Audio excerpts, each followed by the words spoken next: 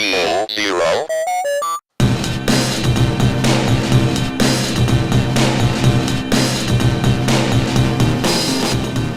It's Radio Zero with Rick and Rose, Friday, March 1st, 2029. 2024.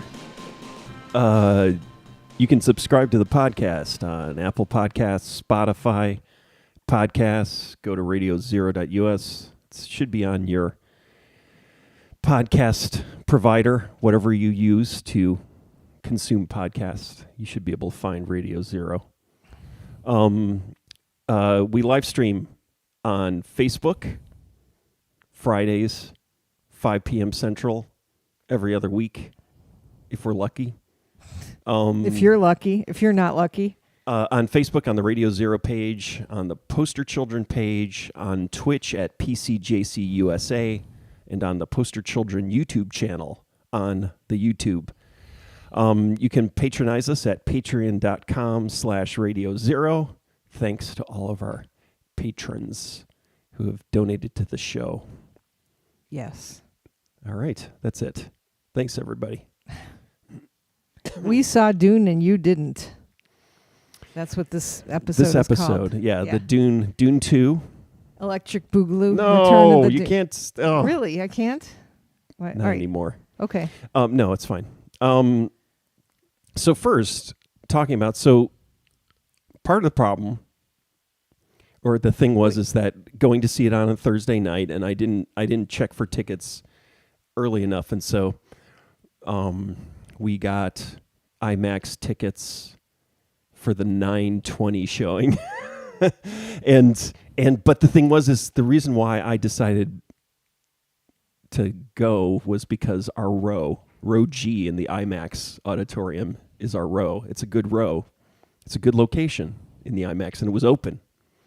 Like there was it was a open ribbon. because there was like nobody. No, there like was a ribbon people. of seats. Actually, everybody who was there Yeah. had already gotten tickets when I got tickets a couple days ago. There was a ribbon down the center of 2 and 3 taken up, and then row G completely empty. Yeah, so what a I was great able to get the 3 in the middle there. Yeah, I sat right in the middle. That was I felt like I was right in the middle. It was huge. So, are we going to do spoiler alert? We're not going to spoil it for you. If you haven't read the book, it came out in 1965? And that would be my question is like, how can you actually, you spoil that movie? No. And although so let's talk about a few things. Well, first off, getting there, right? And then getting situated, and then the previews. So I already got angry because first preview, Twisters, which I saw that, Super Bowl. They had the preview at the Super Bowl. It looked really bad. But, to be honest, it looked as bad as the original, I guess. But the original had good actors in it. And we actually met, Anthony Rapp. So that's our story. He was at Twister. our show. He was Yeah. filming Twister in Nebraska or somewhere. Where was it? They were it was Omaha or no, Oklahoma. It was Oklahoma. So it's very, very it's actually weird. So Anthony Rapp, who later on became famous as from Rent, right? Yeah. He was in fact, I think, his brother, right? Or was connected. Anyways, Anthony Rapp, actor, but he was a Chicago guy, right? And he saw that we were playing, and so he came to the Norman, Oklahoma show we played.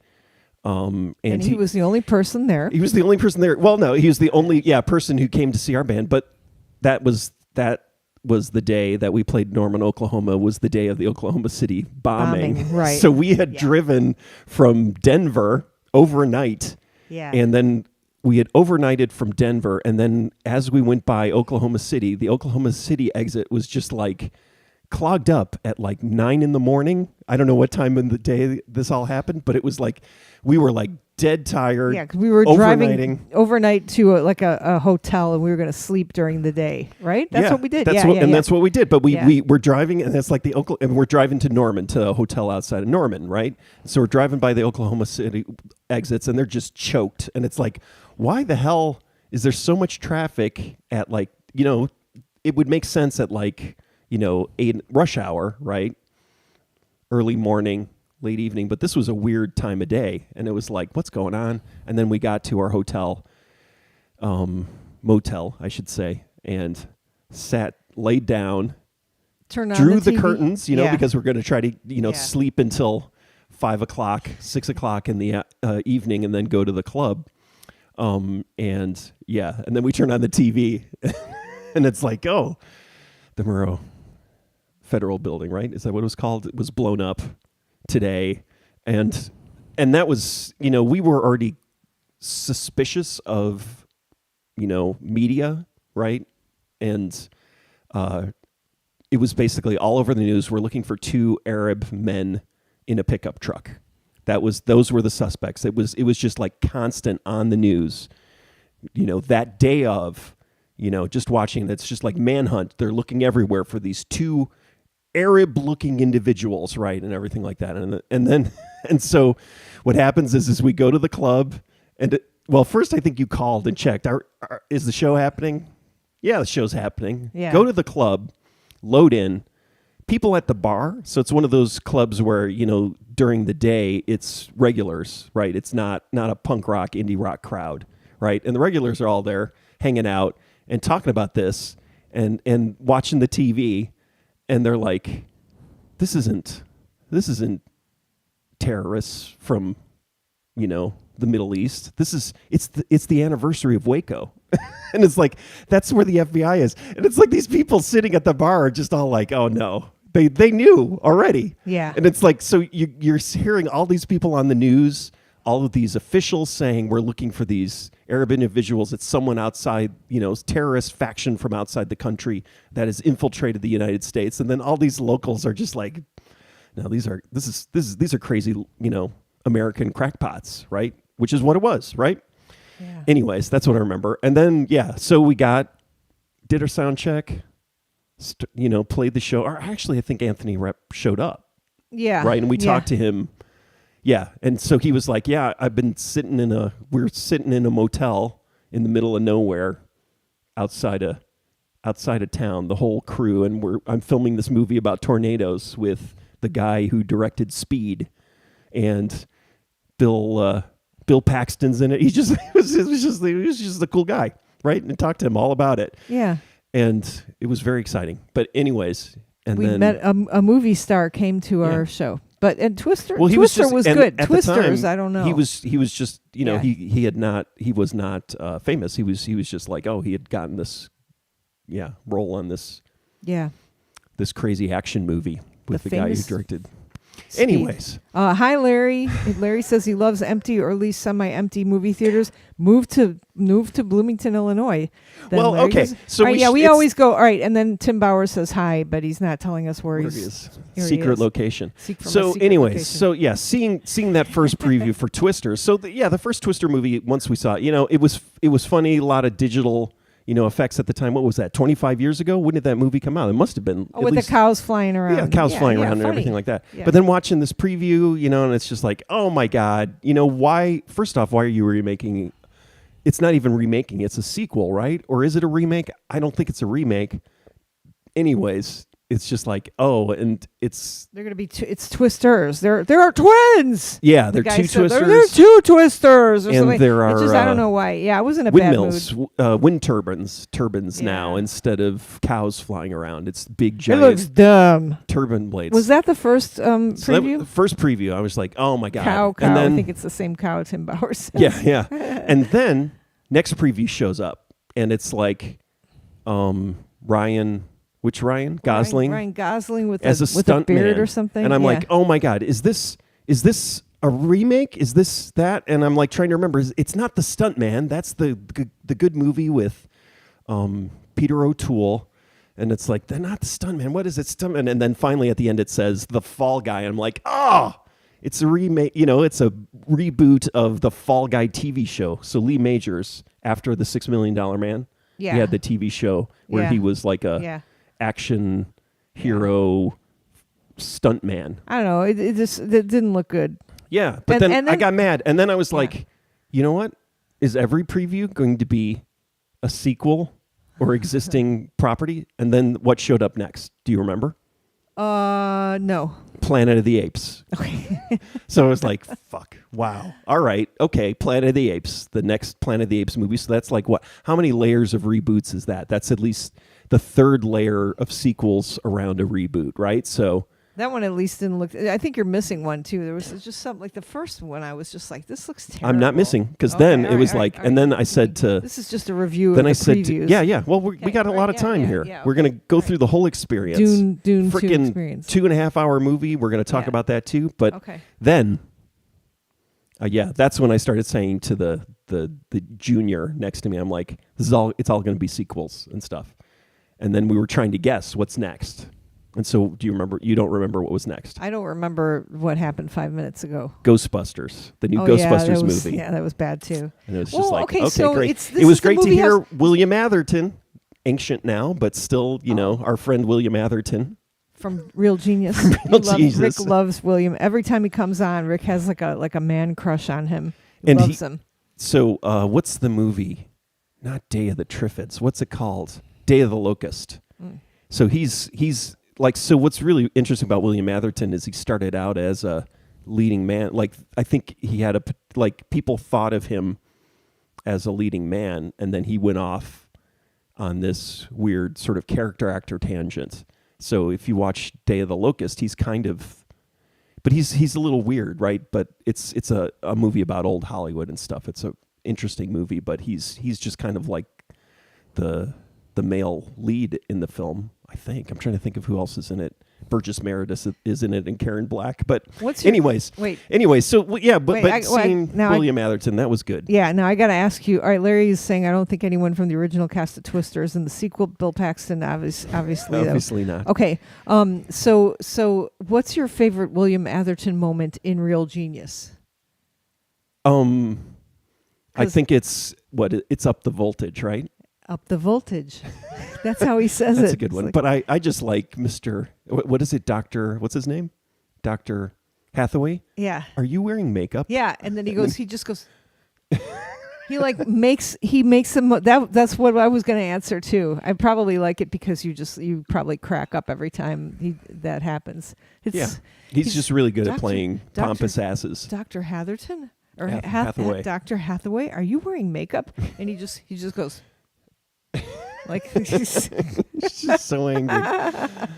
No words at all. He just horrified, or like, what's the word? And so the problem is he got trapped, right? So he plays that character in Biodome 2. I don't even Biodome know. Also. I don't think he's in Biodome 2.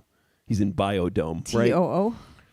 I think there's a sequel to Biodome, right? Am I correct? I don't have the Pauly Shore cinematic timeline completely clear in my head because I avoided most of those movies except for Biodome. I watched Biodome because William Atherton was in it. And then there was a preview after that, after Ghostbusters. I want to put in a plug for Ratner's Star by Don DeLillo, which I think talks about a biodome, but now I can't remember. Go on. So Ghostbusters. I can't run. My parents never taught me how. That's what I remember from Ratner's Stars, the guy who doesn't know how to run. He's like a genius, right? He was a child genius. And the evidence, or how out of step with reality he is from being that weird child genius, is that he never learned how to run. Yeah, that's awesome. Yeah, and he's been in... what situation are they in where he has to run? I don't even know. I don't think I finished reading the book. I never learned. I never learned to run. It's a good book. Next preview was... an original thing, some kind of horror movie. Tim Bowers is saying, great movie, just like Hunt for Red October. If I come across the movie Real Genius on TV, I stop to watch, no matter how far it is in. So do we. Yes. Okay. But it's and there's so much talk about. Oh, I just remembered. I nearly severed my jugular today with my bicycle helmet. Oh, great. A horror movie. M. Night Shyamalan. That looks really something scary. Connected to him, but it almost looked like, is it a relative of his? I need to look that up. Where it was like it seemed like he produced it, but he didn't necessarily that just looks scary. It looks scary, and the junior said that looks like it'll scare me. Yeah. Oh no, it looks scary. What What's it called? What's that movie Larry's called? saying that I watched a trailer for a movie about a little girl that is a ballerina vampire, and he thinks it's called Abigail. Yeah. The Watchers, right? It's called The Watchers I or don't something. know, I wasn't paying attention. Watchers. And I gotta say, I had mixed feelings about this whole thing. I'm very excited. I don't know why I was so excited, that Dune 2 was coming out. I know, I was counting the months, I was counting the weeks, I was counting the days. I was very excited. But I'm a person who's read the Dune books multiple times. When I was younger, I read all the Dune books, and I was really into Dune so much that I could write in Fremen, right? Mm-hmm. And so as a person who's read the Dune books, it's like, what are they going to do to this, what it's kind of like, it's like you're Italian and you're going to your German friends or your Chinese friend's house, and they're going to make you spaghetti. So anyway, I'm not done yet with my preview rants. Right, so please, let's not start on that yet. All right. So it's M. Night Shyamalan's daughter's movie. So she wrote and directed it, and it's her feature directorial debut. So I thought, that's the one original thing preview we saw. Okay. But you could kind of maybe say it's actually a reboot because it's somebody's kid. Yeah, his daughter, okay. And he produced it, right? So you were already angry. I was so angry, and then there was one more preview. Do you remember what that was? No, because I was waiting for a good preview, and there was maybe was there one? What was it? Furiosa, Mad Max. Yeah.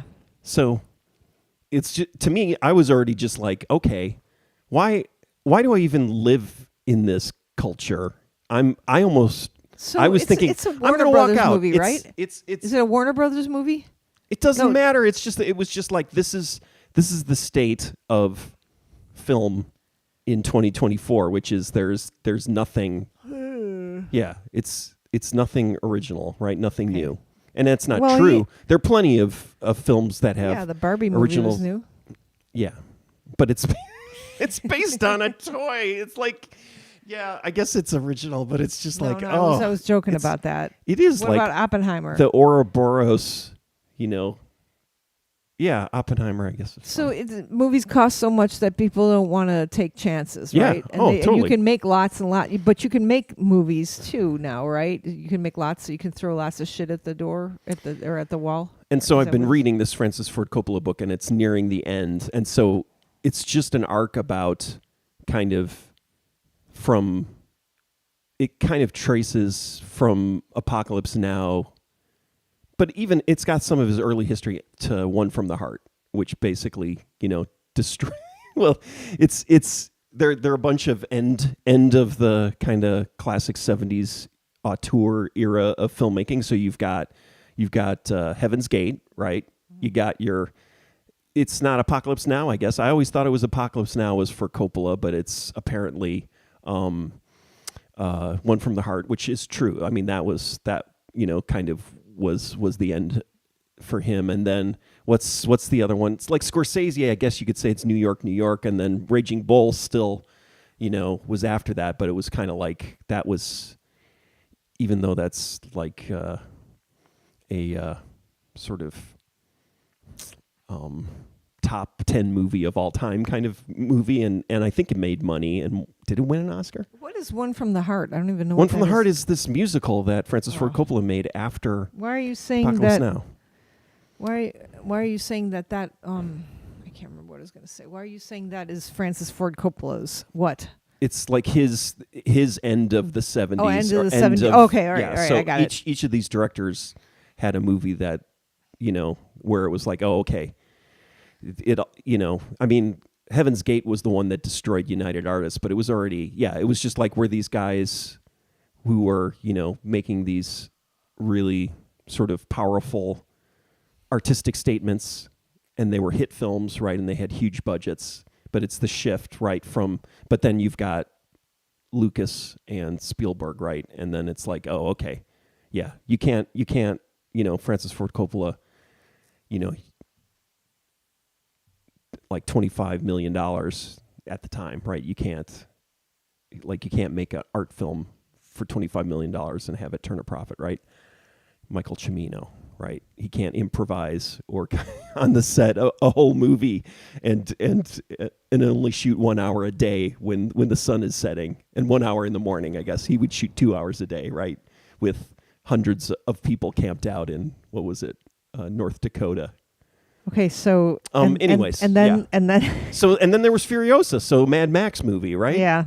I wasn't interested in that either. Like I was interested when I saw the poster, but and then the and I don't necessarily mean that all of these movies are going to be bad, but it was just like ugh. Show us our movie already. We've been waiting for 2 years.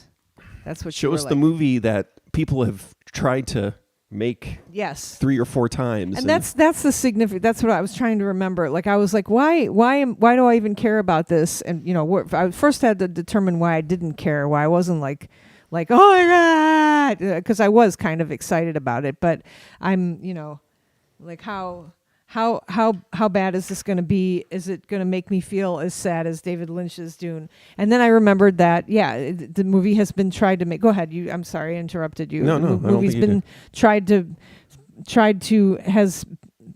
many have tried to manifest this book into a movie and have failed. David Lynch came close, but it is horrible. I hate David Lynch's Dune. It's an abomination, to me, as they say. And David Lynch's Dune did not disappoint me at all. Well, it's because you didn't read the book. Because I didn't actually ever see it. I've never watched it. Really? Did you know that? Good. Never watched it. No wonder you still. That's I remember. Good. Were we going out yet? When did that come out? I don't know. I remember my aunt and uncle talking about it at Thanksgiving, and so. My family, sci-fi kind of nerd people, excited to see it. And it was just like, it was repulsive. It was like... It was repulsive. I mean, I like David Lynch. Oh, but I mean, it was like, it was real, I don't know, and it's weird that there were some elements, I felt like there's some elements that paid more homage in this one, to David Lynch's Dune than to the book, than to Frank Herbert's Dune, which I found weird, but it just made me think maybe I better. That's characteristic of Denis Villeneuve. Is it? Yeah. I mean, he definitely. I mean, he's a good director, but he definitely references. I mean, again, he's remade or done sequels to these epic films, right? Iconic films, so. Like which ones? I don't even. I actually can't remember. Well, I guess it's just Blade Runner and Dune, right? Okay, so he did the Blade Runner. The Blade Runner. That's why I'm getting that mixed up too. Okay, so he's the Orange Smoke director. That's right. And that's the thing is like he's like so smoke director. Is it? I should look up and see. Is Arrival? Is it cinema? Is it also his crew of people? Like, is it his combination of him and his cinematographer and his set designer? Right? Is he use the same team for all of these? Because that would be great, right? To see that kind of because there's definitely a visual consistency. And so that's my 3-word review of Dune 2. Is what?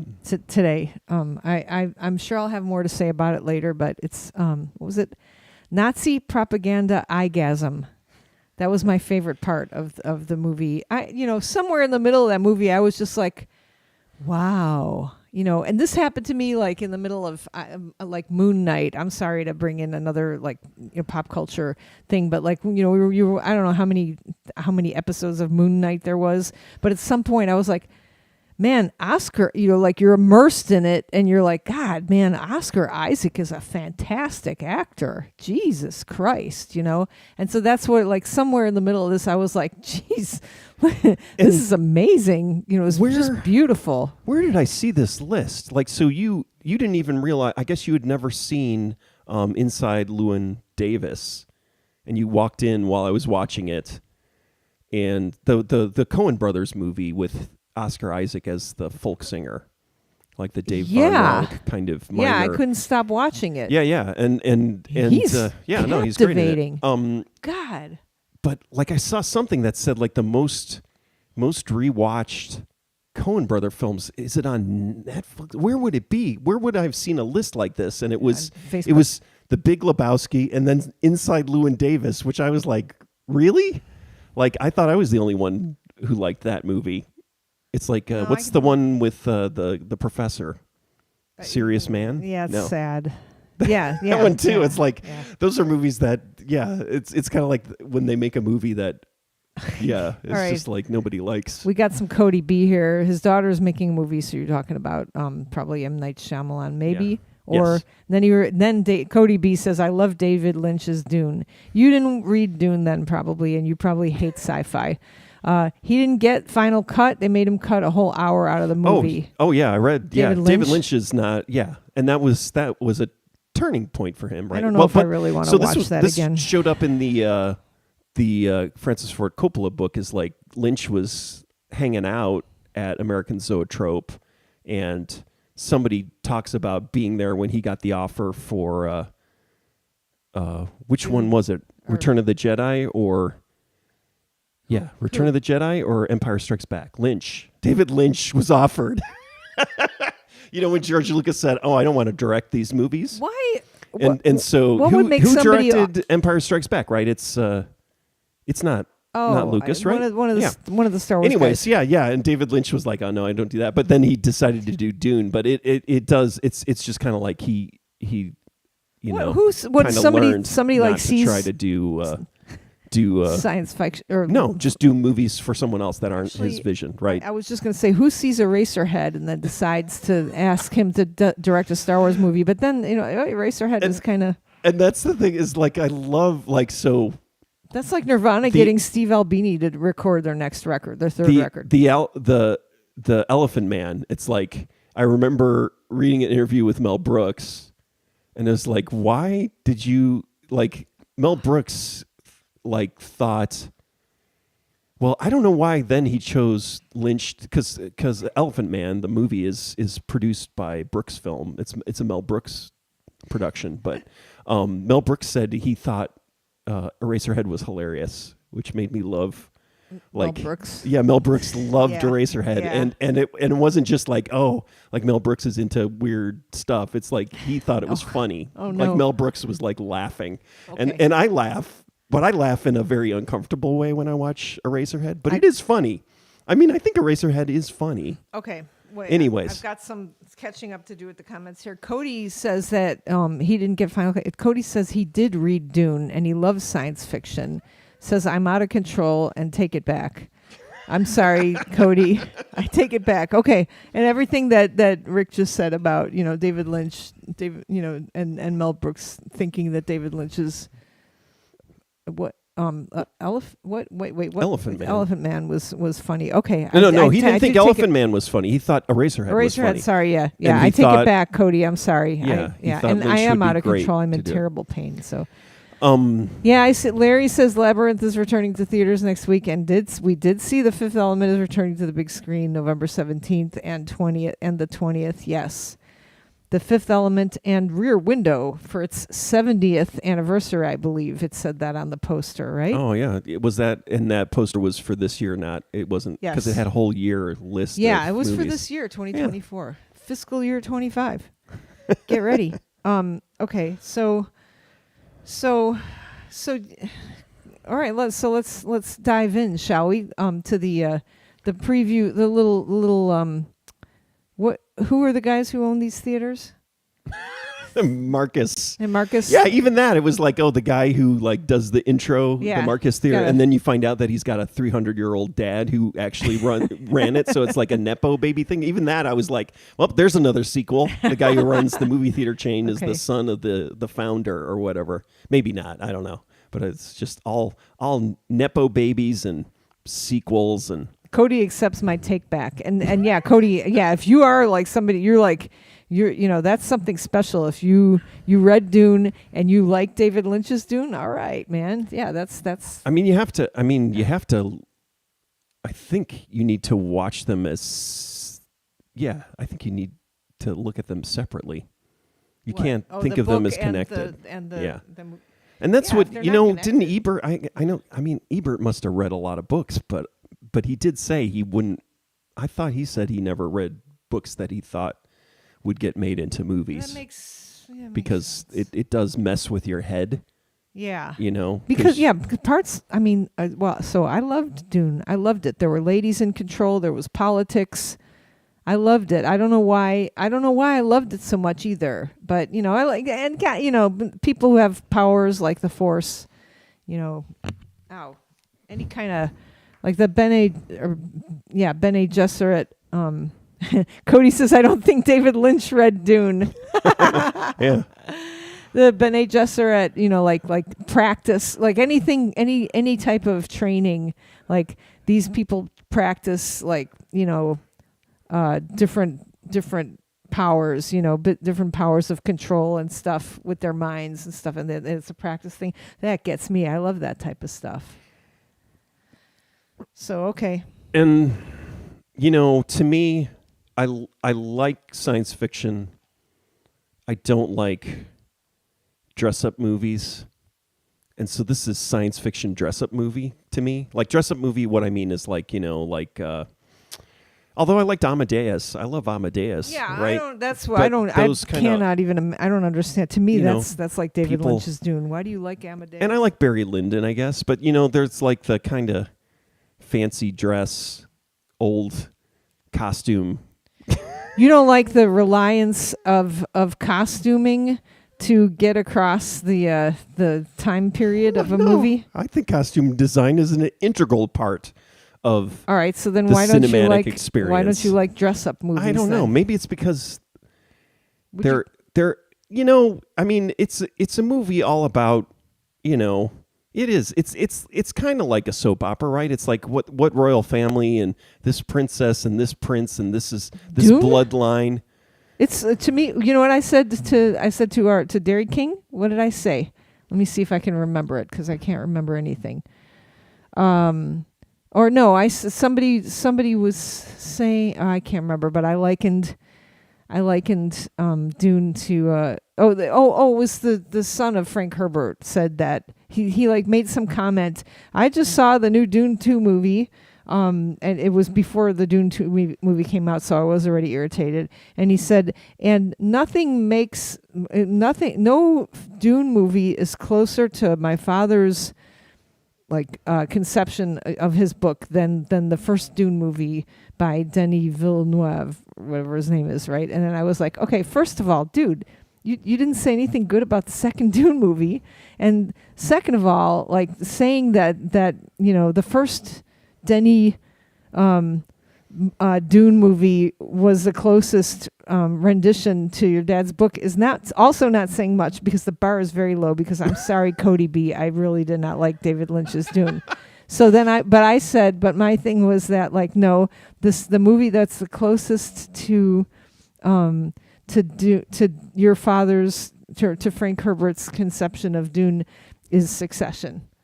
Because that's I do like that, and that's funny. modern, I guess. The reason why I like it, so I do like Shakespearean kind of intrigue and complex family dynamics, all that kind of stuff. I like that, but I don't necessarily like it in. I guess I like it in a contemporary setting. Well. Yeah, I don't know. To me, that movie is so full of science fiction and so the spice and the this and the like so much. Was it Coke? We were just talking about Coke heads and sandworms or something. Sand snakes. And I made a joke it's like a bunch of Coke dealers, right? And there's sand snakes and somebody's going to get shot in the head. And I was joking because it's all knives, right? And then almost within the first 5 minutes of the movie, somebody actually got shot in the head. And you were like, ah. Yeah, exactly. I was just oh off. my God. Not showing off. It was just but it's, what I don't like? I'll tell you what I don't like. Yeah, tell us. I don't like fantasy. I like the sci-fi. And so when I was a kid, there was a section, it was called sci-fi fantasy, sci-fi/fantasy, right? And all the books were labeled sci-fi/fantasy. And if it leaned over a little too far into that fantasy realm, I was just like, ugh. Which part is fantasy to you? Oh, the mumbo jumbo. It's like almost all mumbo jumbo. What do you You don't like a guy like getting over his fears by like having like a meditation about fear being the mind killer and stuff like that. You don't like that? Like, was that really No, it that wasn't. deeply explored in the film? They didn't put that in the film No. at all. Yeah. Yeah.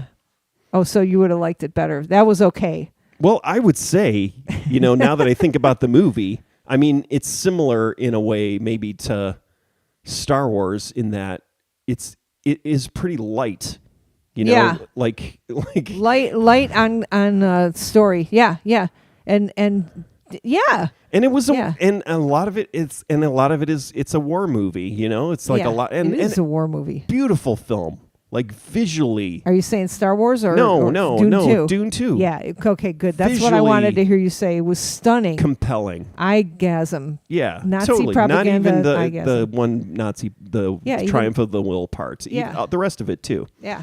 The Apocalypse Now part and the Lawrence of Arabia parts were all great. Yeah, and all films They were I gorgeous. love. Yeah. I love Apocalypse Now. I love Lawrence of Arabia. I love Triumph. No. There was also, and then you were trying to remember this morning we were trying to remember, there was like another little thing, another little reference. There was a weird movie reference that I can't remember. Kundun. No, not Kundun. Kundun is not a Not a reference like movie? a iconic reference, like cinematic reference. Nobody says, Okay, well- Kundun. He's doing that Kundun thing. It's like, what? What's that? It's a Martin Scorsese movie? Really? Okay. All right. What's it about? Is it about gangsters? I'm waiting for you to tell me. It's about the Dalai Lama. Larry says, have you both watched Capote and the Swans on FX? Apparently not. Rick hasn't watched it. I haven't I'm watched on the anything. borderline about that. That seems a little close to like a dress-up movie, even though it's about the 70s. And I am intrigued by the Is it the Swans, dynamic. the band? No. Okay. That would be great. Like if there was like I'm leaving right now and I'm writing that film where like the last days of his life, Truman Capote went to see the Swans. They were a good band. We played with them. Went to the knitting factory and saw an early Swans show and was transformed. Micah Bedwell says Rick is now the old guy, and then Kevin Dunham just is repeating mumbo jumbo. But okay, so good. So the movie, because it was at some point I like looked at you. I was like, right. It was beautiful. And like right at the beginning too. Okay, at the beginning, I poked the young one and I said it was like some plane was taking off or something, like something was going on, like the war was starting, and I poke him and I go, I just got a boner without even having a penis. And he goes, what? And that's the other thing about the movie is it's basically like Earthquake or Airport 75. I mean, it is really the sandworms are great. You have if you go to see what this I'm movie. Saying is that like every when the baby shows up as a grown woman, right? And it's Anna, what's her name? Joy, the one who's going to be Furiosa and was in Queen's Gambit. It was just like these actors and actresses popping up, and it was like, yeah. I just realized, this is just like watching Earthquake, where it's like, hey, there's Charlton Heston, or Towering Inferno. It's like, okay, oh my God, you got your Steve McQueen, you got your Paul Newman, you got your Richard. She just showed up. What's his name? Oh, it would have been Chamberlain. Yeah. You got your Shelley Winters. No, Shelley Winters isn't in Towering Inferno. Fred Astaire. Oh my God. It's like It's like the 21st century equivalent of Airport 77. Of a what's his name movie? Who did those? Irwin Allen movie. Yeah. Okay. Larry's saying, Kevin, I'm waiting for Rick to say malarkey and balderdash and nooey. I occasionally call our children milksops. Cody's saying, isn't Star Wars just a Dune ripoff? Yeah, yes, totally. Yes. We had that Dune, discussion. Yeah, that's what I yelled about. Shelley Winters and the Poseidon Adventure. Yes, exactly. How many? He died. Yeah, we should play that the Killdozer song. Yeah, Star Wars. It's Dune and the Hidden Fortress. A little bit of Hidden Fortress specifically, but then Kurosawa's samurai movies. It's just all mashed up together. Yeah, very, very well, might I add. You have anything else to say about it? About Dune? Yeah. I'm sure if you compliment some other part, I can complain about it. You have to go see it on the IMAX. Yeah. So when he gets on the sandworm the first time, it was like it was hard. Like it was hard to watch and listen to because it was very loud.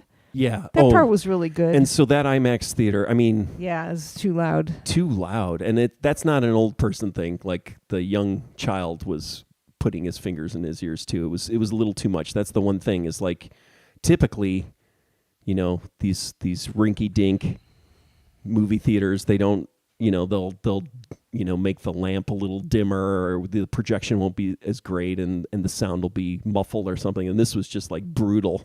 I always forget there were about 30 other people in the theater with us, yeah, right? Maybe if there were 100 30? people, it would absorb it would soak up the sound. the 150 decibel it was very loud. Steamroller sound. It was nice. It was nice. That's what I realized is like the Jawa stuff, like they felt very much like spice mining now, the big Jawa vehicles. Well, those guys, I mean, you don't like that. No, it doesn't because I don't scale, know. that desert scale in the large, read. And then all the emperor and the blah blah blah blah blah blah blah. Yeah, all that stuff. Yeah, yeah. The all imperial, that mumbo jumbo. all that. Ooh. Malarkey.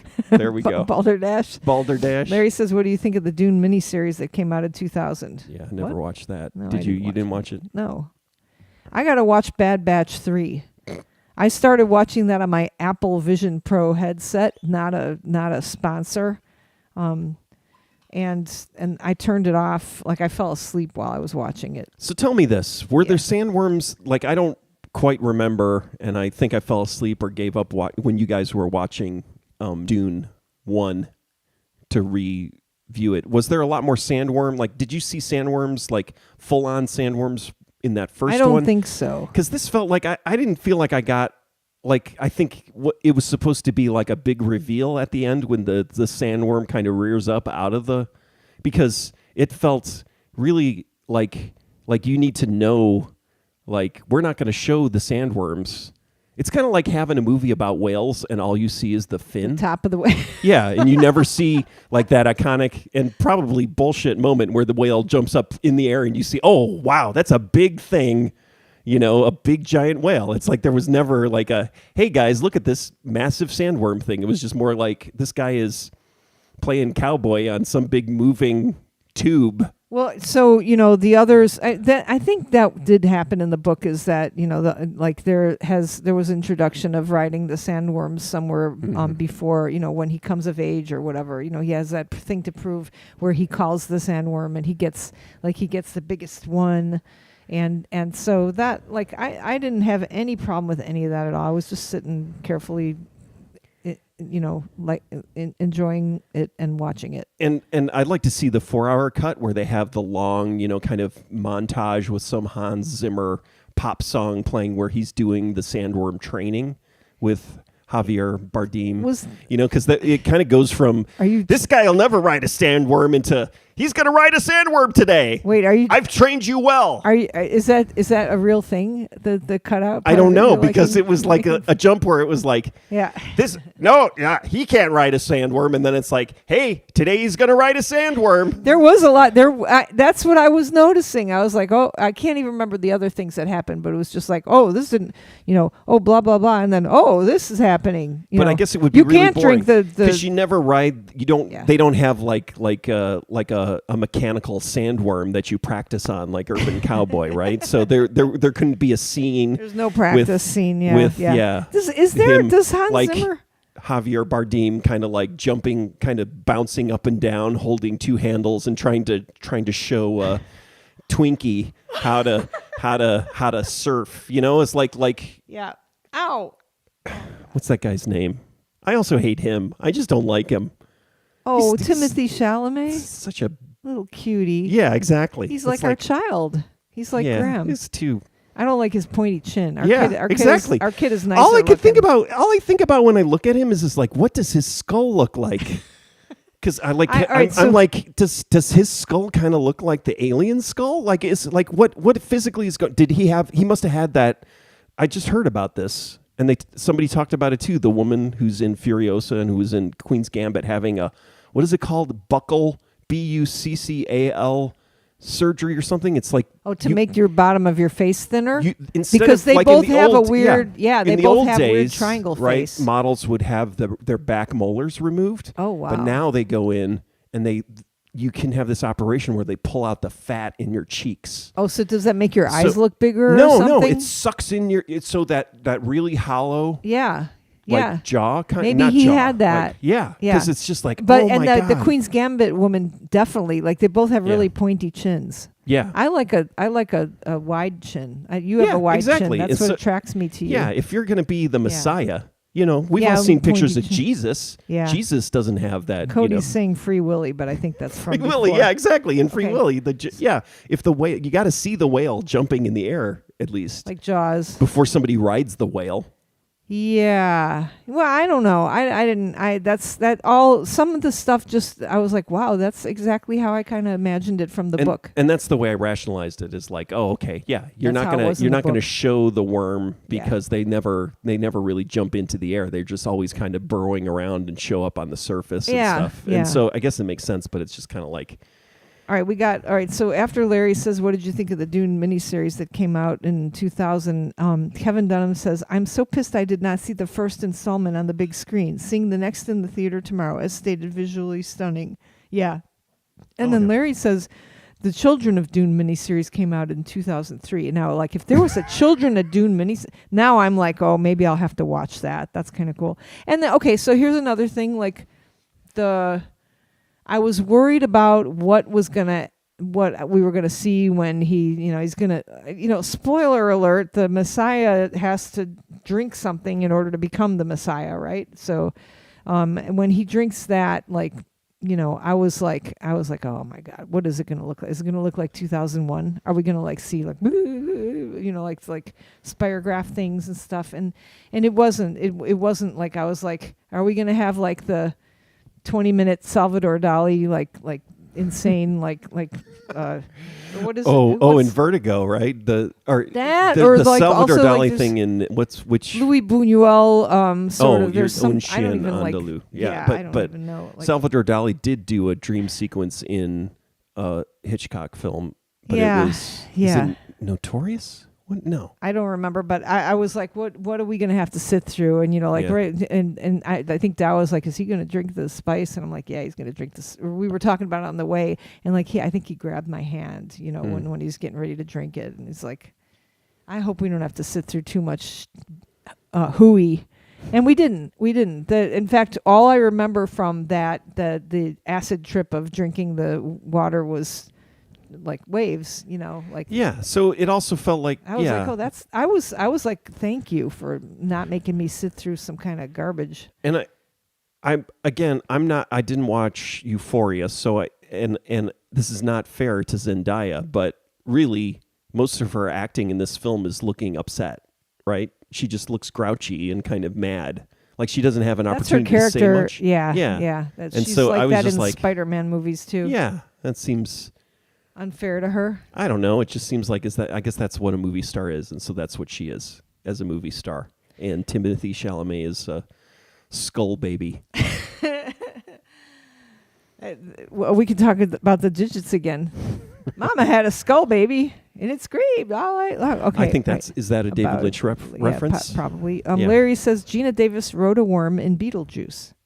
It's true. Yeah. So reference to there isn't any worm riding. I guess they ride a worm in or what is it? The third, whatever, number 6, right? The Star Wars movie number 6. What by number 6? What do you mean? I don't know. The 6th one in this. I can't remember any. In what order? Jedi. What cockamamie order? I don't want to talk about it. Okay, Salvador Dali was going to be in Jodorowsky's Dune. Yeah. So that's like Cody, and Cody was laughing about Jaws jumping in the air. So when I started reading about the Jodorowsky's Dune, I started reading the Wikipedia article. Like I read more than just skimming it, and I was just like, oh my God, look at all the hippie stuff. And then I felt bad that I didn't watch it. And then I asked you if you'd watched it, and the documentary about how Jodorowsky didn't make Dune. Yeah, but Okay. so the Jaws thing now makes me realize that's what he was doing. So he was just not showing the sandworm until a dramatic moment at the end. But the thing is the whole movie's not about trying to, kill a sandworm. So that kind of like keep the sandworm hidden.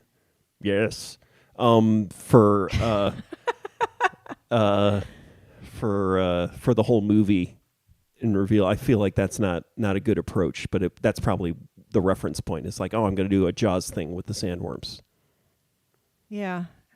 I was happy with the sandworms, and then also like the way the cinematography worked with the sandworms, like there was a part where they were riding 2 sandworms across, and the people were really tiny on the sandworms. So like I was like thinking, you don't usually see, like, he's got kind of an aesthetic to his cinematography, or like just he'll have like he'll like have big cloudy type things on the screen and then tiny things kind of speckled around it. It's got a really interesting aesthetic. You know what I mean? And that is something I noticed that in the Wes Anderson, the what was the short, the Roald Dahl, one of the Roald Dahl shorts is like using the frame. There's a scene where the characters wind up very tiny in the frame. Yeah. And that is something that has kind of been lost. It's definitely, it's like the Lawrence of Arabia scene. I remember when seeing it in 70 millimeter at the Virginia. It's the running the guy running towards the well, you scene. Yeah, right? Yeah. Where like I was that one time, and I'd seen the movie tons of times before, but like I was sitting and watching the well or something, and then I looked over and I was like, oh, that's what we're supposed to be looking at. Is like, you see, is that the one where Omar Sharif is coming? And it's like I didn't even notice. I had to turn my head to see more action. Like I had to look around in the space because there was so much sort of, things were tiny and within that. And that is, yes. I noticed that there was that scene of the Baldy, one of the Baldies walking through, Baldy Elvis walking through the corridors. That was nice. The big, huge space, and then the outside spaces too. But then there was the interior space too. There was the Baron Harkonnen, I believe, like kind of sinking into a oil slick or mud puddle instead of coming out, which is, you usually see somebody coming out and being reborn, right. And he was going into the. So I got a giggle out of that. Larry is saying that Zendaya would make a perfect Vulcan because she never shows emotion. Yeah, that's the thing, is she's very, which is fine. I don't mind that. I mean, that's fine. I think that's, actors can be blank. That's like Alan Arkin. I mean, basically, like if you watch Alan Arkin, it's fascinating. If you start like paying attention to Alan Arkin's face, it's just kind of like, how is he able to? It's the same. Act? People say the same thing about Harrison Ford too, right? Yeah, but I wouldn't say Harrison Ford is as good an actor as Alan Arkin, right? Kevin, so Alan Arkin's magical. Harrison Ford's just, this handsome lump. Yeah. Kevin Dunham says we're going to need a bigger boat, and I know that is what is that from? Jaws. So oh, so I didn't even think Jaws, but it's totally Jaws. There's a lot of Jaws going on. There's just like the Baron Harkonnen, and I don't remember from the book that I remember that he's obese and needs things in order to help him walk. He things to hold up his body and stuff like that, but I don't remember that he's bald. And I suppose I could read the book again. So is Harkonnen in the Lynch movie? Is that the red-haired guy who was in Ragtime as the racist fire chief? Is he the? Is he Harkonnen? I know I saw Ragtime, but the kind of red-faced, chubby guy. Anyways, yeah. All right. Well, so Baron Harkonnen. So there was also like there was an Apocalypse Now reference that I thought was very unnecessary, where he just puts his head forward and like kind of rubs his head, like does the half moon head rubbing thing that what's his name does in Oh yeah, when he's first Marlon Brando does when he's first introduced in Kenneth McMillan. Yeah, it is that guy. Okay.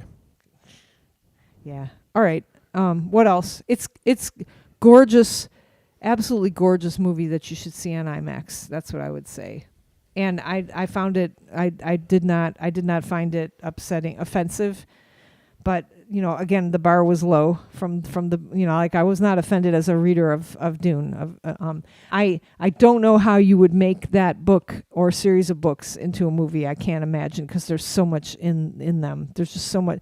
You always talk about, and we always say this too, like a good book can't make a good movie, and a bad book makes a good movie, right? Yeah. Like, what's a bad book that made a good movie?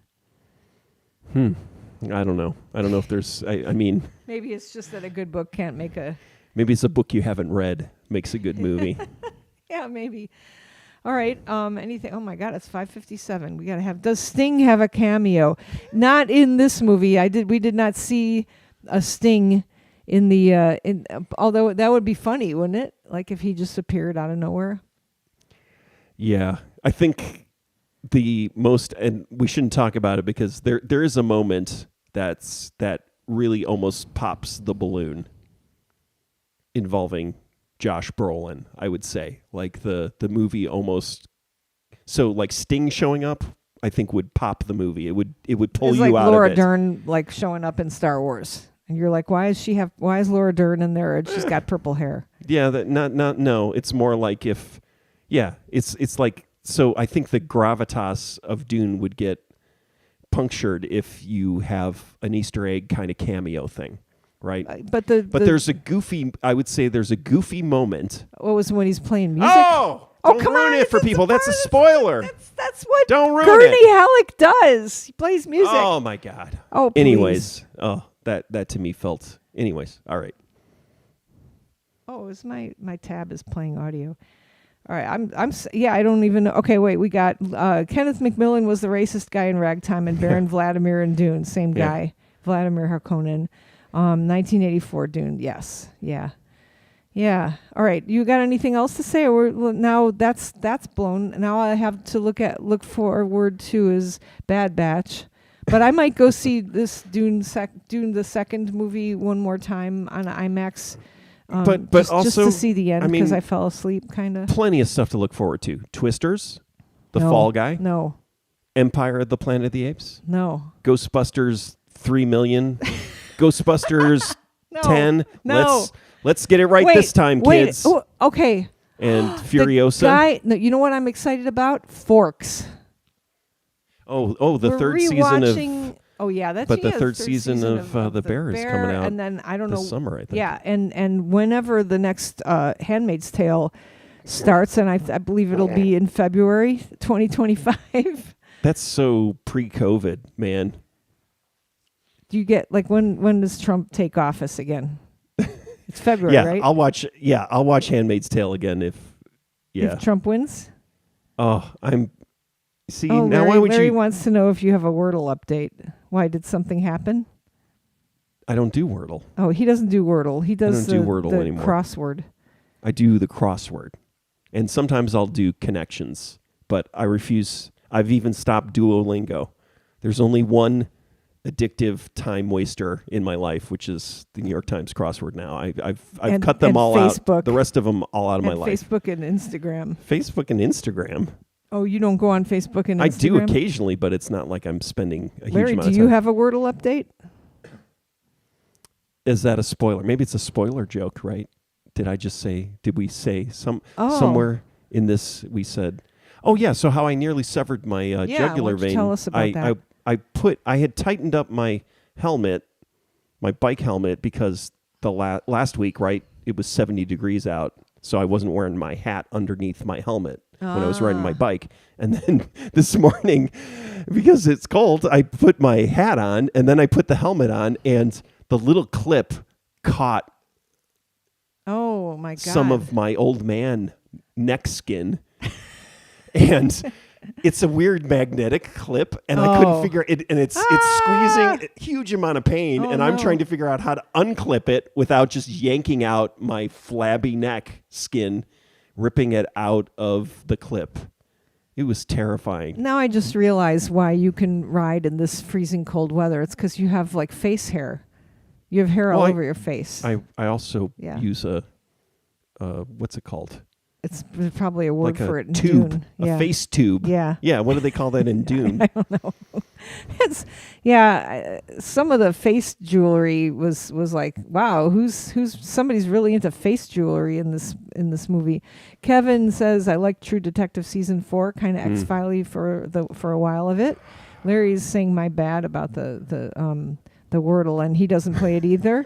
But he could have sworn that you did. But Rick used to. He used to. But I cut that out of my life at least a year or two ago. Whenever the first year Wordle, and then I'm like, I can't have two things haunting me constantly that I have to get done. You got to eat the frog in the morning. That's what I do with the Duolingo. I haven't finished. Friday. It's Friday, and I had a lot of work to do and everything like that, and so I wasn't able to spend an hour this morning finishing the Friday puzzle. So now I've got it. It's sitting there waiting. I got to get it done. You got to do the Friday puzzle. Yeah. Larry says there's an original movie idea. Rick's coat going on a killing spree. and Dune. Cody says in Dune, a face tube is known as a skull baby. Mama had a skull baby. All right. Are we done? I don't feel like we talked about anything. We didn't. We talked about Dune. That was good. All right. Viva u Shai Halud.